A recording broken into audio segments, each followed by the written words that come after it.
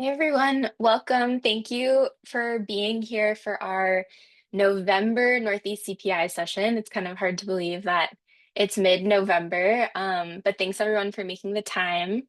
Um, Before we get started, as always, make sure that your Zoom name is updated. Feel free to chat and come off mute throughout the session. We'd love to hear from you. Our icebreaker question today is, what are you looking forward to over the holidays? And feel free to put it in the chat or come off mute. Family, yeah, definitely looking forward to some good family time.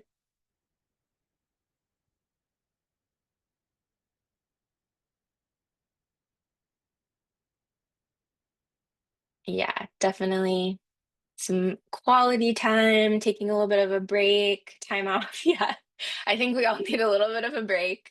I'm looking forward to doing some baking and watching some holiday movies. Hope everyone is able to have some nice, relaxing family time over the holidays.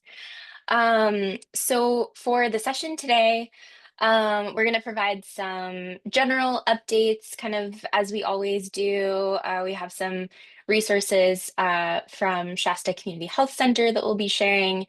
And as always, partnership will be providing some updates as well. Then we'll spend some time kind of going further into this conversation that we have started about sustainability planning, and we'll be talking more about the mobilization network that I know that we've introduced in this space. And then we will close out with some next steps and some details about the December session. And our objectives for today are to review important statewide DHCS policy updates, MCP updates, and resources. You will all learn about opportunities to engage in a Northeast mobilization network to support sustainability.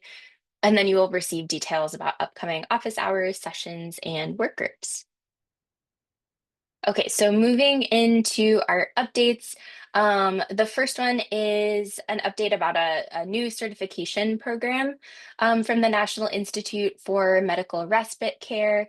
It's now accepting its next round of applications, and this allows more programs to demonstrate compliance with national standards for high quality care. Navneet is putting the links to more information into the certification program in the chat. Next, we have an update hot off the presses about Path Cited. And so at this point, there has been $145.5 million in awards given to 153 organizations across all 58 counties to strengthen services for Medi-Cal members. Funds will help providers implement comprehensive person-centered care coordination for members. And per the Path Cited Round 4 guidance, the list of awardees are anticipated to be announced soon, but I think those were just dropped, the list of awardees, correct? Yeah. So now that's updated, and some providers have already received notifications. So this has literally just happened. We've literally just got this information. But just want to pause here and see if anyone has heard anything that they want to share, any questions or any support that we can offer, in the next steps of this process.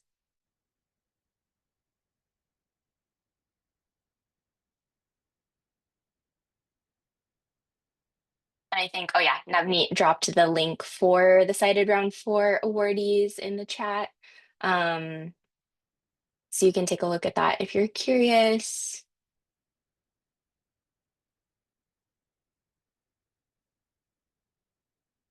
Okay, then we can move on. I'm not seeing anything. Next update are updates pertaining to the TA marketplace. And due to a lot of interest in the TA marketplace and also some budgetary constraints, changes are being made to ensure that resources are being distributed fairly and being used efficiently. So these updates will impact how TA projects are reviewed, approved, and prioritized. So there are some updated policy guides that are now available with all of that new information on project timelines and execution policies. And if you have any questions about those, you can submit that to that email right there. And the new guidance is in the chat.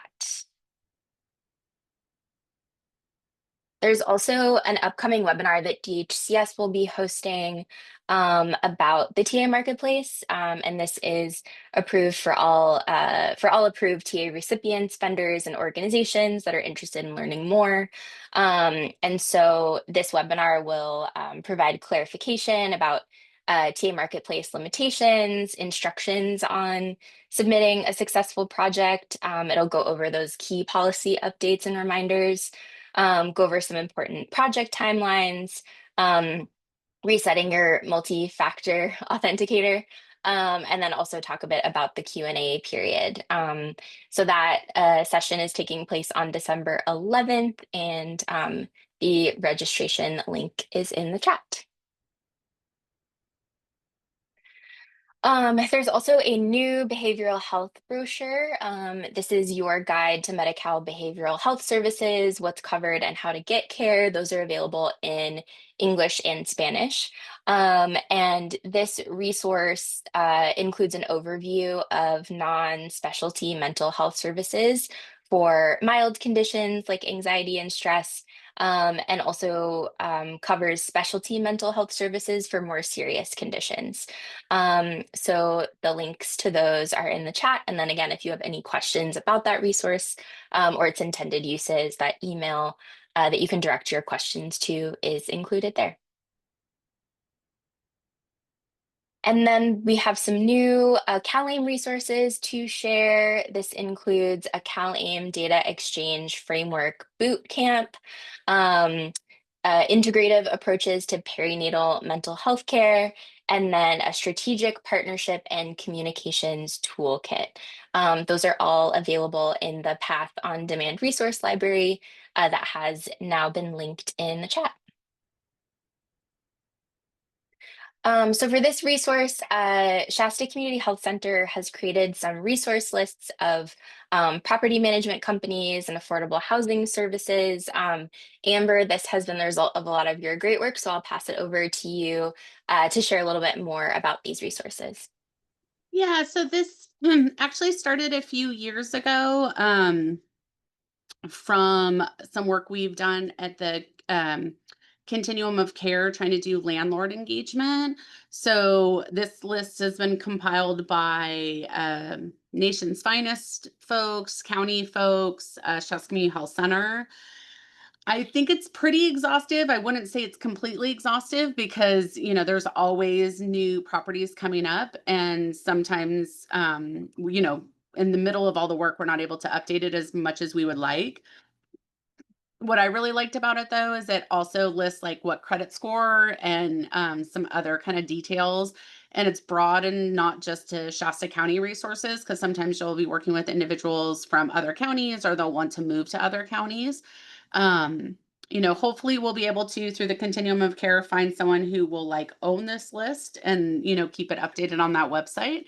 But in the meantime, we try and update it quarterly.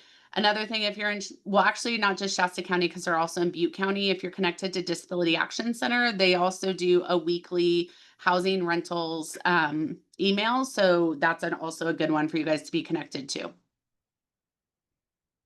Any questions from the group around it?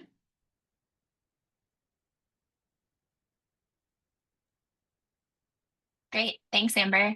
And those are linked in the chat. And I think I've also added them to our external folder that we have for the collaborative, so you can access those there.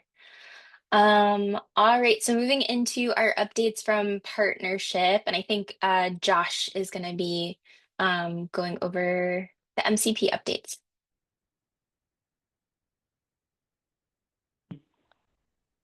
Hello? Are you able to hear me? Hey, Josh. Yeah. Okay, awesome. Yeah, sorry I have my camera off. My camera's been acting weird all week. So apologies on that. So my name is Joshua Urango. I'm a project coordinator here, part of the ECM team.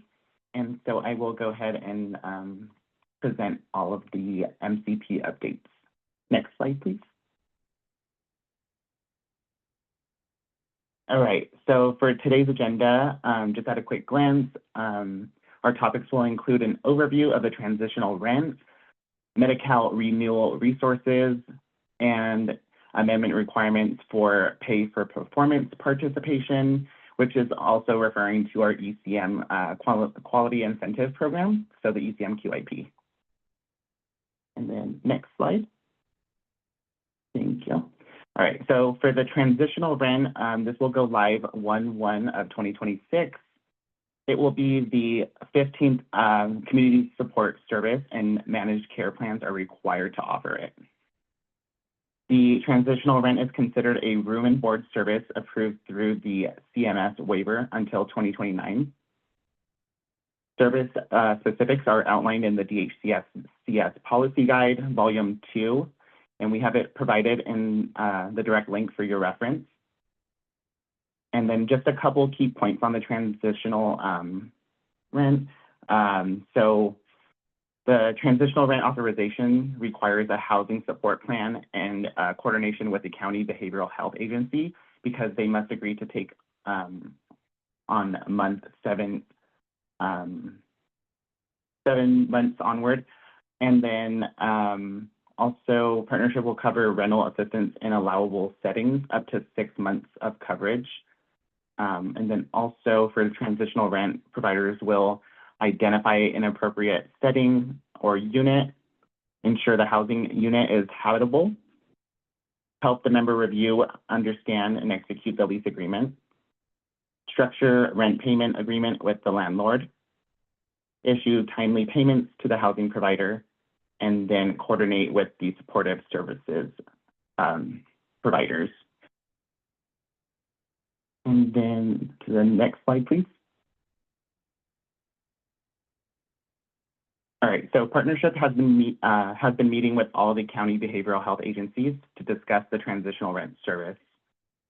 We also continue to work and meet with DHCS on operational components of transitional rent. Our model of care was sent to DHCS for review on September 2nd. And then managed care plans are pending final policy guide, referral, and reporting requirements from DHCS. And then lastly, the rates information is available from small area fair market rents based by zip code. And then next slide. All right, so for the transitional rent eligibility criteria, so you will see that this is for high need members who meet the clinical risk factors, such as the Medi-Cal specialty mental health services or access criteria for drug Medi-Cal or the drug Medi-Cal organized delivery systems. And they must have a social risk factor of experiencing or at risk of homelessness. And then lastly, meet the criteria for transitioning populations, such as leaving an institution or carceral setting. Next slide. Okay, for the Medi-Cal renewal resources, partnership has a few resources available on our webpage. So this is just, we wanted to share to make sure that the Medi-Cal renewal resources are available, just to make sure that all the members are not losing their coverage and there's no lapse. Next slide, please. Okay, so here is the annual contract amendment for pay for performance participation, also which it is referring to our quality incentive program for ECM. So we will have some news from our quality department providers who participate in the pay for performance, also known as that ECM QIP, will require a specific amendment. This is based on the new federal law. So please be sure partnership, our contracting team has your correct point of contact on file for signing agreements. Email us your point of contact at contracting@partnershiphp.org. Also, providers will be sent amendments in the coming weeks and required to send back to partnership by December 10th. And then there are 2 upcoming webinars on, let's see, okay, one of them already passed, but the next one is actually on 11/20 to provide additional information.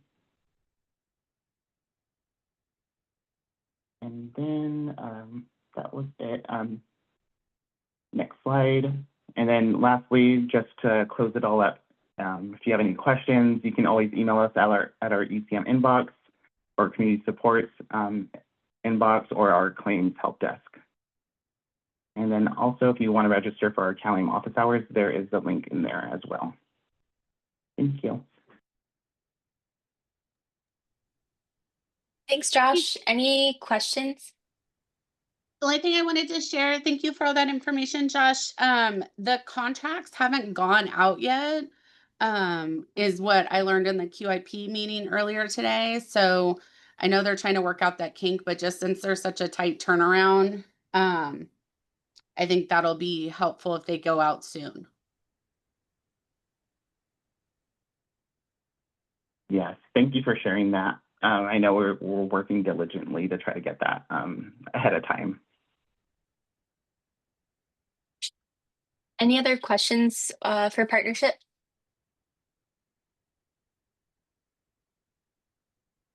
All right. Now just want to give everyone an opportunity if you have any updates or spotlights or any upcoming events or successes that you'd like to share with the group.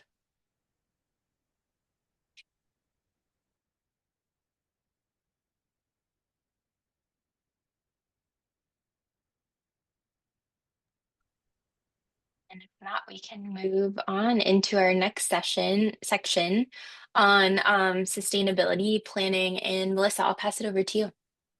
Thank you, Eva. Hi, everyone. Just wanted to kind of go over our mobilization network and sustainability planning again. I know we have briefly started to introduce this and have let you guys know, at the end of 2026, we will be sunsetting the collaboratives. And so we are looking at different avenues for you guys to stay engaged with one another, especially around CalAIM, ECM, and CS. So those services are not going away currently. And so we want to ensure that there is a sustainable place for you to create additional connections and also support workforce development and things like that. So we had talked about this back in September a little bit, but I'm going to do a quick refresher. If we can go to the next slide. So again, what is the Mobilization Network? The Mobilization Network connects and equips individuals and organizations ready to take action. Similar to what we've been doing here in the collaborative, a lot of you have been going out and working with each other to really implement ECM and CS services. But this specific network is if you are a health equity champion looking to act with others in your local context, whether it's within your institution or in your community. This is something that Health Begins has launched and has created opportunities for those in the state, but even nationally to connect with one another and partake in kind of local advocacy or just drive some of their local initiatives a little bit more in a shared space with a website that's already been created and everything. So you can search for a group near you or start a group yourself. The hub provides the platform, training, tips, and the solidarity of network organizers. And I'll share kind of some examples of what groups look like, as well as answer some of the questions that we received last month and a little bit of where we are. So let's go ahead and move to the next slide, please. So again, just kind of going back to where we started and where we are now. So we started early exposure and engagement back in September. We started to introduce the Mobilization Network to participants. We had done a little bit of a surveying at that time, and a lot of the feedback that we received through that survey was that you guys found the Mobilization Network concepts pretty important. And so we took that as a note that we should move forward and start introducing it a little bit more and talk about it a bit more. In October, so last month, we did a quick poll and identified about 10 participants and one local champion who's on the call today, Amber, and have kind of started from there. So we aren't asking everyone to join. We're not asking all of you to just, jump in and kind of follow along. This is really an optional thing that we're trying to introduce and give you more context around. So now we're in that October, November stage. So we did connect our champion with the network, and our champion is attending and has attended that first meeting. And we'll be sharing some initial insights today, kind of about how this overlaps with some of the work that we're already doing and how it can support sustainability moving forward. And then from November to December, we are planning on sharing additional information. I do acknowledge that some of the people that were probably interested last month are not here, and then some of you who are learning about this today may be interested, and so we'll continue to monitor that interest. So we are going to outline a transition plan with the collaborative, not specifically just focusing on the mobilization network. This is one vehicle to supporting our sustainability planning. There will be other vehicles, so we're not saying, you know, everyone has to take this path again. And then in 2026, I know we're getting close to the end of the year, and we only have about 1 year left of the collaborative. So I wanted to outline a little bit about what we will be doing for those who are interested in engaging in this. So we'll offer that optional onboarding for interested participants. We'll host some joint intro sessions with the Mobilization Network staff. And then we'll start to do a little bit of a soft launch onboarding of interested participants, integrating kind of more updates into our collaborative sessions. And then that's where kind of late 2026, end of December, we do that final onboarding wave and then kind of create a collaborative closeout plan.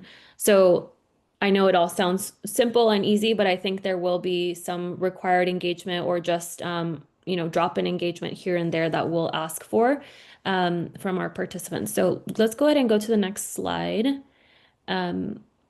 Last month, we talked a little bit about, just asking if you were provided with additional information, would you be interested in joining? And we had a few people that said, yes, we would be interested, but I want to know what that role entails. So the Mobilization Network has a couple of different leadership ladders of engagement. You'll see right now that I highlighted that we're currently in this phase of aware and interested. So these are more passive supporters who may read and share our content or participate as signees on a petition, attend the Mobilization Network convening sporadically, and receive the action, digest, and follow on socials. So it's really just being aware of the information, interested, kind of monitoring here and there. And then when you're an engaged participant, you're signed up on an interest form, you're attending the Mobilization Network convenings, using the tools that are shared, using the platform to mobilize groups, engage with policy trackers, and identify as part of the hub community. And then there's also active builders of the movement and advisory board and ambassadors. So those of you who are interested for those higher levels, which are like the builders and leaders, that is something that you can explore outside of this collaborative as well as kind of on your own time. I think where we're trying to move is more from aware and interested to engaged. So I'll demonstrate that in the next slide, please. So some of the roles from aware and interested to engaged, there are two kind of key ones that I want to focus on today. So there's the organizer. So you can become an organizer. This would mean that you're more involved in the network, in the Mobilization Network for Health Equity. You're volunteering some of your time. A first step is organizing meetings and events for the Mobilization Network. And typically organizers are the ones who are administrating the website.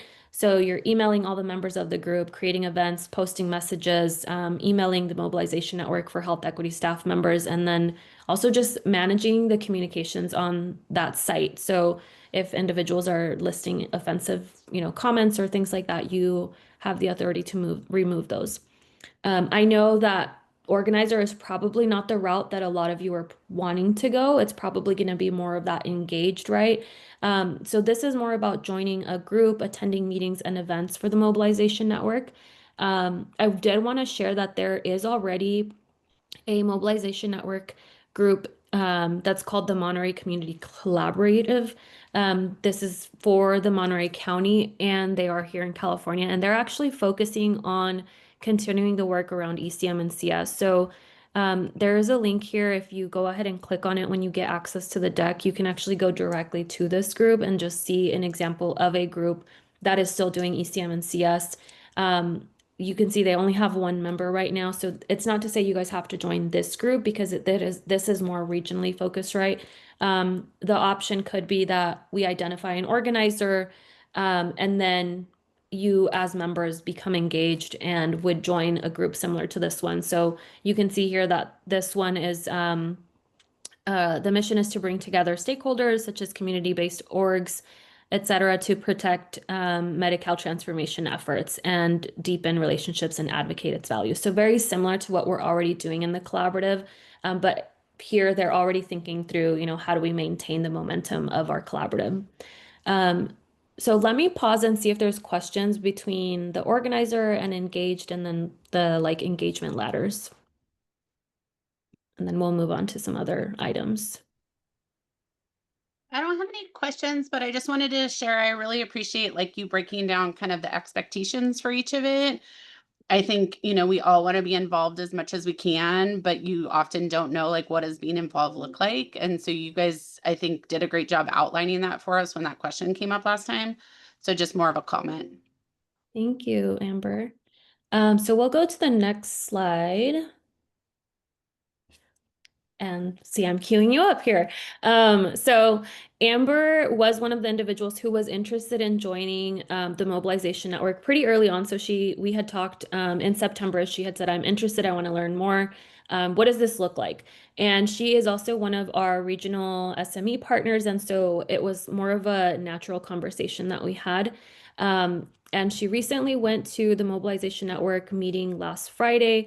I did ask her to just, give us her honest input and reflections, and also as a regional leader, let us know, does this even align, and how do you think that would align? So, Amber, I'll hand it over to you and welcome you to share any of your reflections. I know you have some here, but I'm sure there's more as well. Yeah, so I found it a really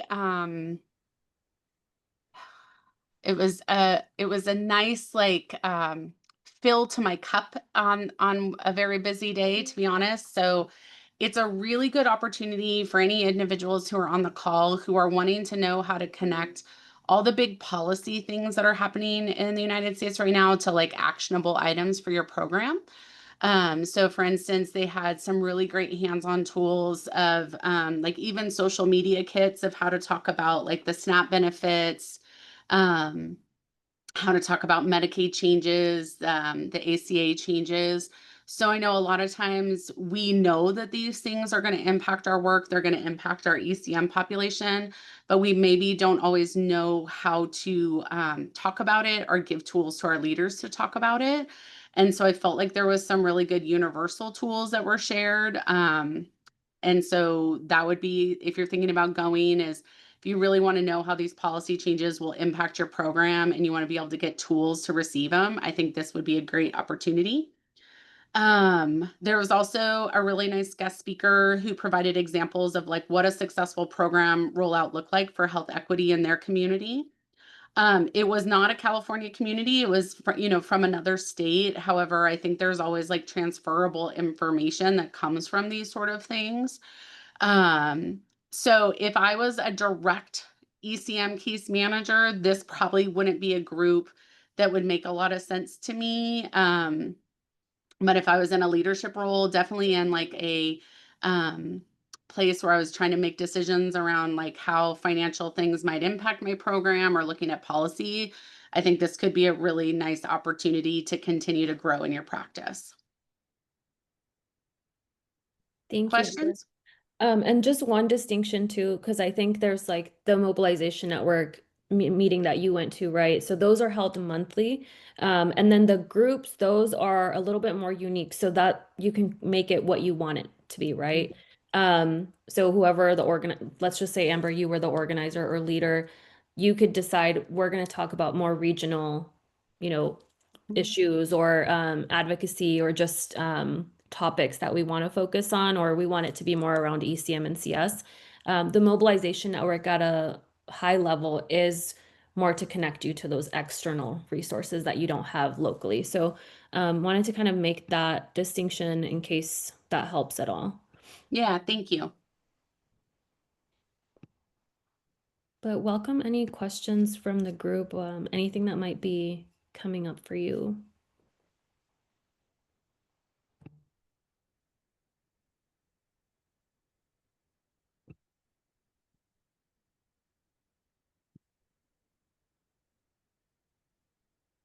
Okay, let's go ahead and move forward and see if you guys engage in some polls, since everyone's quiet today. So we are continuing to poll interest. I know some of you had already said, you know, I'm interested in learning more. And so that was part of today, was just to share some of that information. And then now the next step is to see like, are you interested in being a member, a follower, or, you know, this doesn't apply to me, so I don't want to kind of participate.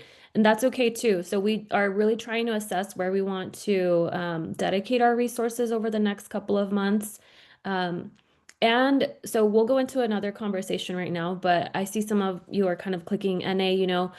So curious to hear, if this doesn't apply to you, you know, what would be more helpful aside from the mobilization network? Because we can break this up into, for those who are interested, we can move that needle, and for those who are looking for something else, kind of go in that direction to be supportive of all of you. So we'll close this out maybe in another couple of seconds to see if we can get a couple more responses.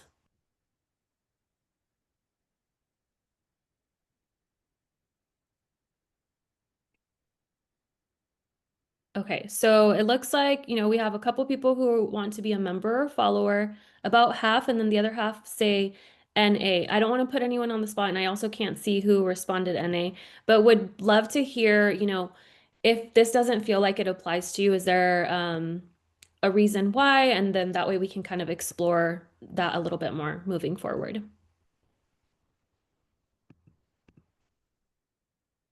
Jennifer, I think you went off mute.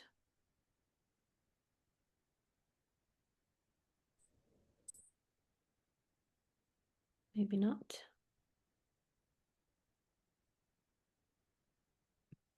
You can also use the chat if you don't want to come off mute and share.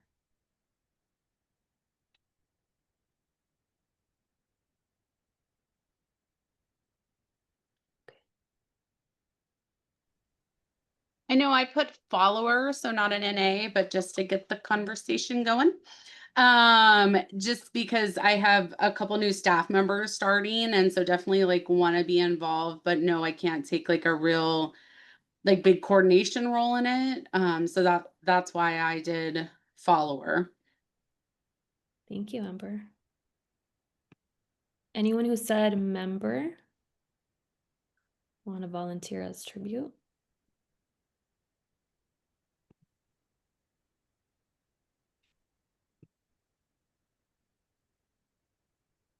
Okay, I'm going to go ahead and move us forward to a little bit of our discussion. If you did say member or follower, what we'll do is we'll follow up with you guys via email and start kind of sharing a little bit more about what that might look like. Thank you, Marcy. Okay. So again, this one, welcome you guys to unmute. But we're really, again, trying to see what supports you would like the Regional Mobilization Network to continue after December 2026. So just as a refresher, the collaboratives, we've focused on peer learning, policy and advocacy, technical assistance, community of practice spaces. We've also really leaned into providing concise updates from partnership and DHCS on policy changes, referral workflows, and things like that. So if we do decide to go the mobilization network route, I think we would like to set some kind of baseline of where we want to start and where the group would like to go moving forward. But would love to hear you guys' input if you want to unmute as you're answering here.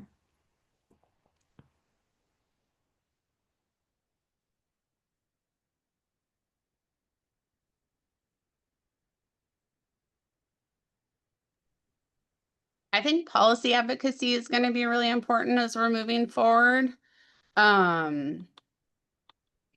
Just because of all the potential changes that are facing us, and also community of practice, especially, you know, talking about, you guys shared about National Healthcare for the Homeless has their med respite standards.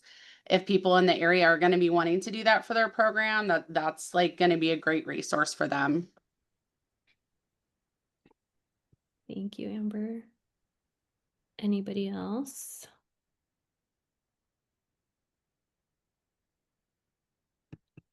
What concerns are surfacing for you guys right now in the immediate?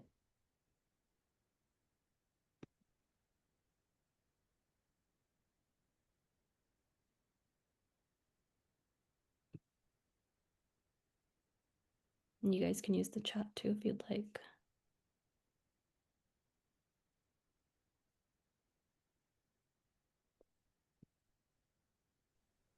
I know I always find peer learning and the technical assistance helpful, especially moving forward with community help worker and ECM. I mean, just as a newbie myself, I always have questions and always like, oh my goodness, am I doing that right? So I know that's always something I'm looking for. Thank you, Jennifer. Can you remind me what org you're with? I'm first by MODOC. Jennifer Morgan, I saw you on the call, and I know you guys have been doing it for a bit. What do you think would be helpful too? Hi, I think policy updates and those types of things. That's what I responded. I think it's super important to keep up on those things. Yeah.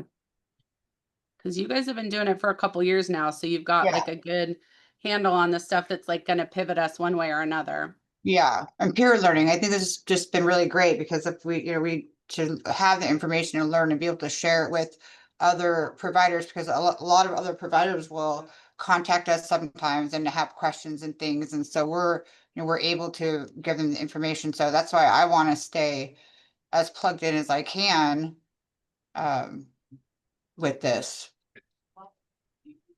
Thank you, Jennifer. That's You're super welcome. helpful.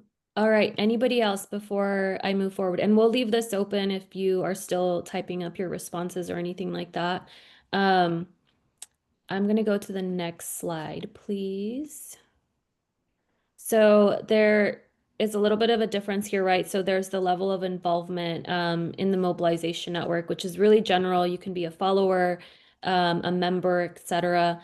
And then there's the participation more so for our regional network moving forward. So again, trying to figure out who wants to be involved in planning and things like that moving forward. So this poll is basically asking, do you want to be a regional champion, active contributor, observer, or other? And you can use the chat for that piece.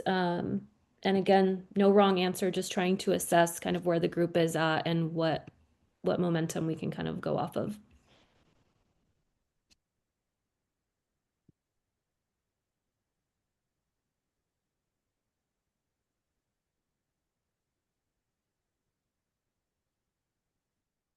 So we'll leave that open, maybe get a couple more responses from you guys. About 30 more seconds, but for now, Eva, if you want to go to the next slide while that poll is still up. Okay, so for the mobilization network, again, we're going to continue talking about sustainability and methods for sustainability for this collaborative based off of what we're hearing. We'll review the inputs that you guys shared in terms of what you want us to focus on. And we'll be offering a one-on-one orientation and sharing key contacts or network liaisons for any questions moving forward. And then if you are interested, we'll share this later, but there is another mobilization network convening. Again, this is the general convening that happens monthly. It happens, I think, the second Friday of the month. So this is the one that Amber had joined about last week, I believe. So there is another one happening on Friday, December 12th. Again, those are more around national kind of level support or anything that you can take back to your org as tools or resources. So we'll share that information out in our newsletter after this session with all of our content for those of you who would like to join. All right, we'll go to the next slide, and I think I'm handing it over to you, Eva. Yeah, thanks, Melissa. So just to provide some information about the next session, it's taking place on December 16th. The registration link will be dropped in the chat, but if you've registered for this section, you will already be registered for the December session. We this month did our justice involved work group, so we're not going to have an office hours for the entire collaborative, but as always, if you have any questions or would like to schedule an individual one-on-one, our team is always available for that. But thank you all so much. Hope you have a great rest of your week and great holidays, and we'll see you next month. Thanks, everyone.